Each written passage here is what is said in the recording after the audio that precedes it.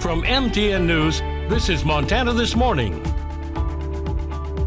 I'm Jonathan Amberian in Helena. State lawmakers say they still have some questions about the rules that are going to govern adult-use marijuana sales in Montana. I'll let you know what the next steps will be. We know it is becoming more and more expensive to live in Bozeman. I'm Annie Johnson, and coming up, I'll tell you what Bozeman Health is doing to help their employees.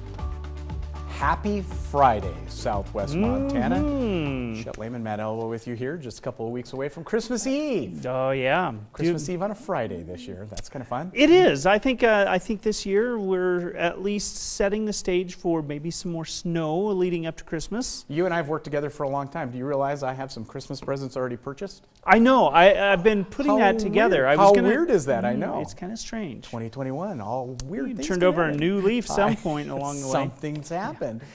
This morning, temperatures into the teens. We'll get into that. It'll be a deep dive. Oh, yeah, it will, for sure. Into the teens this morning. Wear that coat. We are tracking a weak system moving through. I don't think it's going to bring us much impactful snow, but there may be some snow in our skies throughout the morning, and then mostly sunny for the afternoon. These temperatures tempered a bit and back down into the 20s and low 30s for the afternoon. Across most of the area. I do expect warmer temperatures for the weekend, but we're going to transition to a more active and maybe more snowy pattern coming up. I mean, not today, but going into next week. We're going to break it all down for you coming up in just a little bit. That's what we call a deep tease. That is a deep tease. Well yes. done. Just ahead of 6:30 now, our top story. January 1st quickly approaching, and that means so is the start of legal recreational marijuana sales in Montana. Department of Revenue updating its marijuana regulations, but more changes could still be on the way. TN's Jonathan Amberian breaks it down. With just 3 weeks left before recreational marijuana sales begin in Montana, state lawmakers say they want to take a little more time to go through the rules that are going to govern those sales. On Thursday, the Economic Affairs Interim Committee voted to informally object to the current rule proposals from the Montana Department of Revenue. That will delay the rulemaking process for a few days, while lawmakers talk with the department to take a closer look at the proposals. Since this is, such an important issue for the state of Montana, it's our obligation to make sure it is 100% accurate, 100% within the intent of the legislature, that our legislative intent is met for the people of Montana.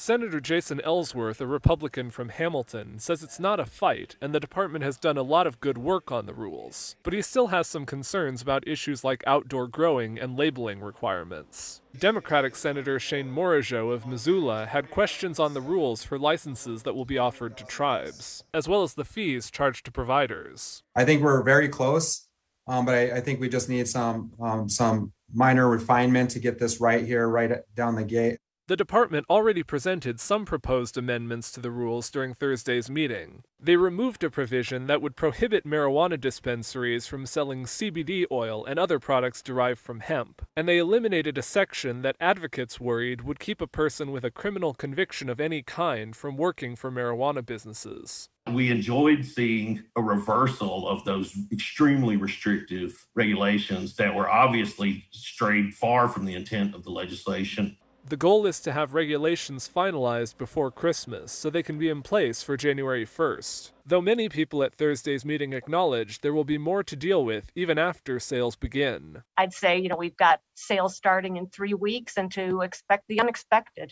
Lawmakers will be talking to the Department of Revenue over the weekend. The committee will meet again on Monday, where they could decide to lift the informal objection. In Helena, Jonathan Amberian, MTN News. All right, thank you, Jonathan. The story will certainly continue to follow for you next week. Meantime, affordable housing, a well-known issue in Gallatin County. MTN's Annie Johnson tells us what the county's largest employer is doing to try to help against that problem. We know there's a worker shortage throughout Gallatin County, and a couple of things contribute to that problem. One of those things being the cost of housing. We don't have an option. The housing situation here in Bozeman is grown quite substantially over the last year, and it's really becoming a crisis. Which led Bozeman Health to move towards plans to help their employees with housing. We're going to have 100 units available starting 2023, spring, summer of 2023. The new housing complex will be located near the airport in Belgrade and aims at attracting and retaining employees within Bozeman Health. We've got long-term employees here at Bozeman Health who are having to leave their job and leave Gallatin County in order to find a home and a location where they can afford to live. We have new employees having to quit after a week or two because they're unable to find a rental or unable to find long-term housing. And then we've also heard cases where we've got employees needing to stay overnight in a car. And the housing development isn't the only new addition you'll be seeing. In addition to just the housing units that will be available, there's going to be walking trails and a bowling alley and a brewery and movie theater. So it's also going to be very supportive, I feel, for resiliency and after work leisure and activities to kind of unwind. Bozeman Health currently employs over 2,000 people and has about 500 open positions, which brings the question, who will be considered for the units? Inclusion is really important to us, and so we are currently working out what those qualifications are. We are aware that individuals of all income brackets are in need of housing. More details about the units will be released as they are developed. Reporting in Gallatin County, Annie Johnson, MTN News. Billings is known for its strong medical corridor and services, and that includes 3D technology that can literally help doctors see into the brain. Now, that draw doesn't just entice future families here, it also brings some of the brightest minds to Montana to carry out that care. This is essentially a side view of the skull, and so we can move these planes around to get a perfect view to use to navigate the blood vessels. Dr. Vance Fredrickson is very comfortable making his way around the new biplane angiography suite at Billings Clinic. This allows for treatment of diseases in the blood vessels in the brain. This technology already getting good use, performing a long list of neurovascular procedures when time matters. So with the 2 planes of view, we can safely navigate using little microcatheters and wires. And the blood vessels are very complicated, and they have a lot of loops and turns. Fredrickson has been in Billings for just 6 months. His path to get here about as complicated as those blood vessels. I was an engineer for a year, and I worked for Hewlett Packard in Fort Collins, Colorado. This after starting college at age 16. I saw a lot of similarities actually between engineering and various forms of surgery. So medical school, residency, and 2 fellowships, taking him all across the country, landing here. I love Billings, yeah.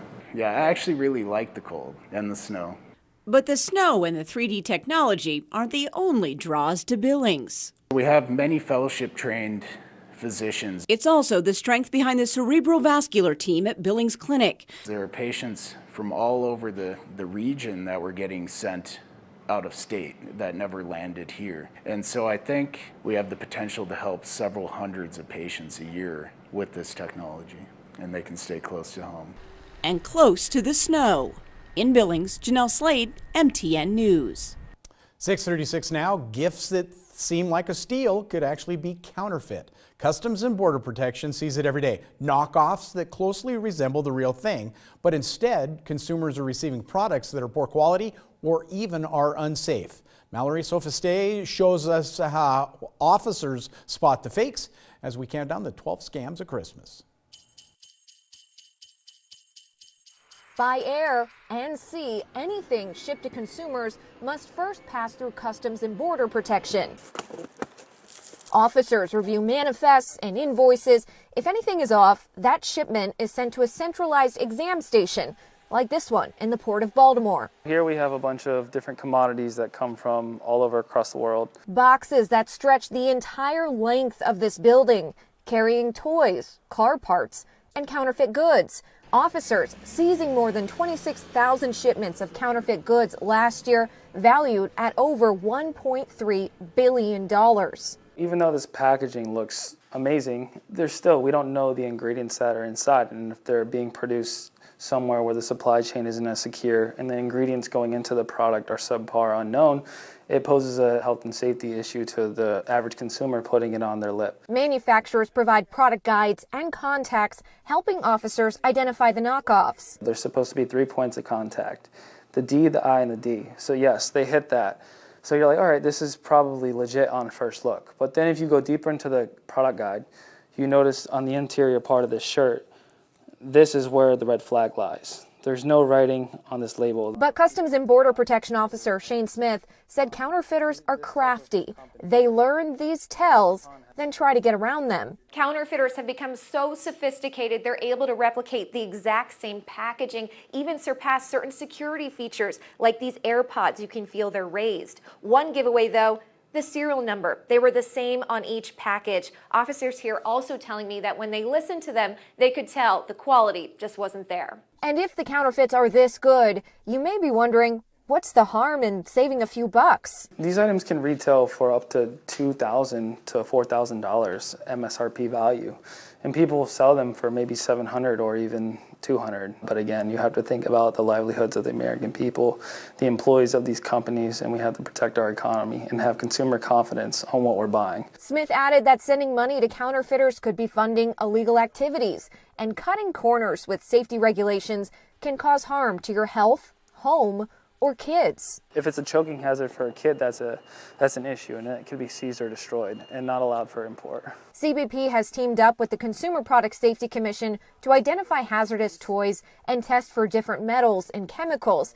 These swing seats recently flagged for unusually high lead content. So kids could potentially be touching this, swinging on the swing, and then, touching their binkies or their mouths, and they could be ingesting harmful substances. We're talking hundreds and hundreds of swings that can be on different playgrounds in every suburb of the state of Maryland, potentially. The top counterfeit products seized by CBP are handbags and wallets, clothes, shoes, watches and jewelry, and electronics. CBP is also warning about counterfeit pharmaceuticals. They've seen a rise in counterfeit COVID tests, face masks, even COVID treatments. With your 12 scams of Christmas, I'm Mallory Safaste. Now, Mallory tells us Customs and Border Protection also inspect food items. They had a shipment of salmon they were inspecting, making sure it didn't violate U.S. Fish and Wildlife Conservation regulations and wasn't being used to conceal drugs. They also checked for pests that could harm our ecosystem. Big Scanners canines help with the volume of shipments, but it's up to shoppers to make sure they're buying from reputable retailers. Consumers can also report any suspected counterfeiters to CBP. I'll have a link to that on our website.